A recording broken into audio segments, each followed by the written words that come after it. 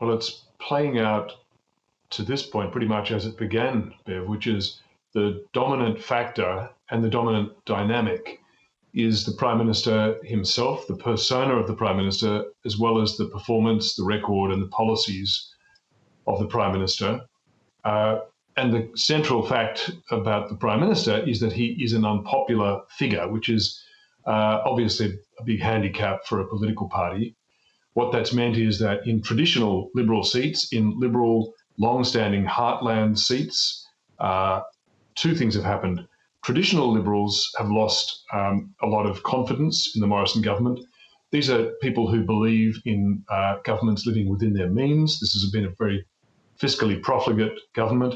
They believe in free markets. This government has intervened at will in markets all over the place. So those traditional Liberals have lost some excitement and interest and engagement and identity with the party. At the same time, the small L Liberal, more progressive, if you like, members of the party, of the Liberal Party, also have been disenchanted and are being wooed by the teal so-called independents in those same seats. So the core Liberal brand loyalties have been tugged away left and right, and that's leaving them vulnerable. As you know, going into this election, the coalition can't afford to lose a seat. It holds the barest of majorities in the parliament, in the lower house. So it's going to lose some of those traditional seats, like Wentworth, like Kooyong, for goodness sake, the seat of Robert Menzies. Josh Frydenberg's seat is now neck and neck with a Teal independent, North Sydney, and three or four others. So given that they can't afford to lose any, losing the Teal seats means that Morrison has to come up with compensating wins by taking seats from Labor elsewhere. And that was the plan. It's not working. And we saw the frankest admission of that was from the Prime Minister on Friday last week saying, look, I know I've been a bulldozer, but I can change. So that's a really an admission that it's just not working. Your very excellent reporting on the Orcas deal in many ways exposed a lot of what you're talking about, which seems to have been the Prime Minister's disregard for normal conventions by not informing the Labor Party that would have been a long-standing convention on a deal like this. Has that been something that has exposed and damaged his Prime Ministership? Well, it is interesting. That touches, Bev, on a larger problem and factor, and really quite a remarkable factor in this campaign. Both parties went into it assuming that they could campaign on their traditional brand strengths, perceived strengths of the parties. So for the coalition, obviously, it's long been economic management and national security. In this campaign, reality has intruded in a very unwelcome way for the coalition in the form of high inflation and the Reserve Bank responding with raising interest rates, which has really shifted that ground, and it hasn't given the advantage to Labor, but it's really weakened the coalition's grip on that brand identity. At the same time, on its other great brand strength, which is national security, as you say, again, reality has intruded mainly in the form of the Chinese deal with the Solomon Islands as a political foundation for military presence of China in the Solomons. That has been a big intrusion of reality into the campaigning. And again, it hasn't given Labor the advantage, but it's really tugged away a lot of the Liberals' strength. And as an addition to that was the revelation in the pieces that you've mentioned, the two feature pieces of nearly 6,000 words that I wrote last week, that revealed the inner mechanism of how the Orcas deal was put together. And as part of that, what I exposed was the fact that the US has an absolute prerequisite from the very first time the Australian government raised the idea of asking for nuclear propulsion technology from the US. The US has said this must have bipartisan support in Australia.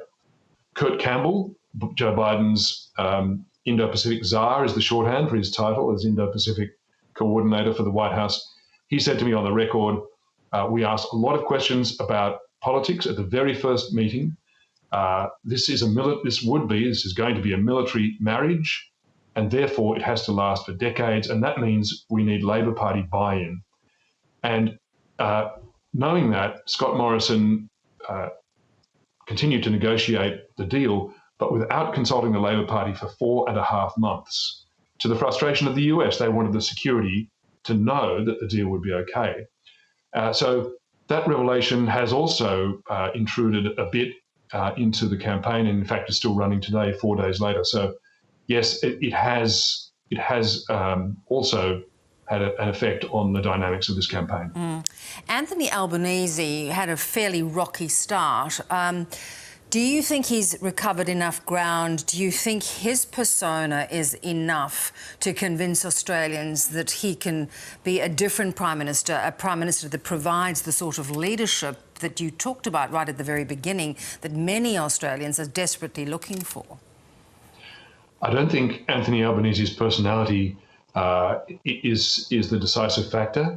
I think the way that he's conducted himself and the party has campaigned is a recognition that they don't think he's a charismatic leader who can transform the electorate and the landscape.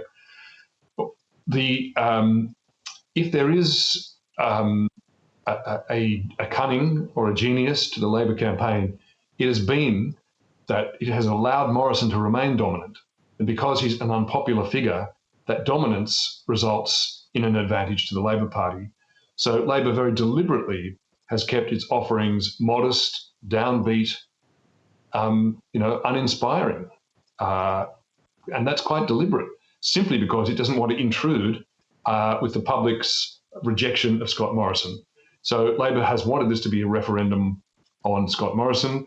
That's the way it's working out. It's a referendum where most people are voting no. They don't want any more of Scott Morrison. And Albanese is standing there offering safe change. Nothing threatening, nothing radical, nothing shocking, just a regular bloke.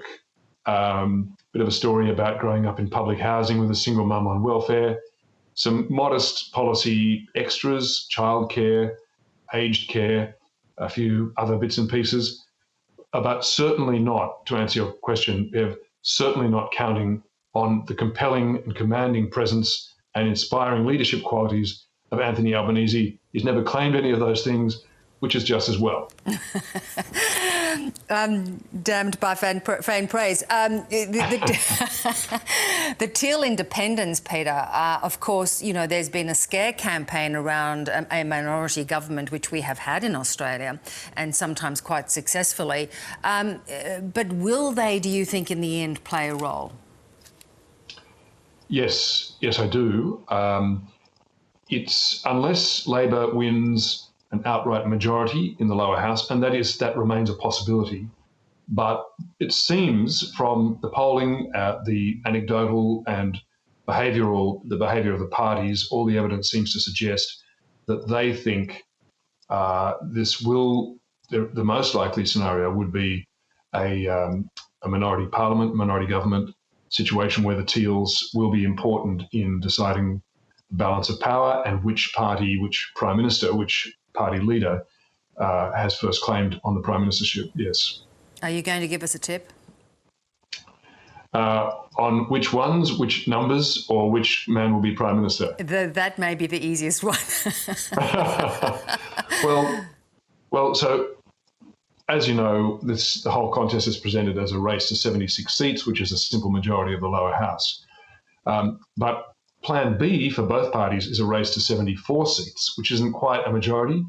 But Scott Morrison is counting on the fact that if he can get to 74, then he can win over two extra seats, Rebecca Sharkey as an independent and Bob Catter, and that would give him the 76 he needs.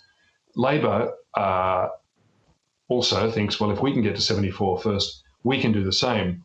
But the Teals, if neither gets to 74, the Teals then become the dominant factor in who can form a majority on the floor of the House, and that at the moment looks like a pretty likely scenario.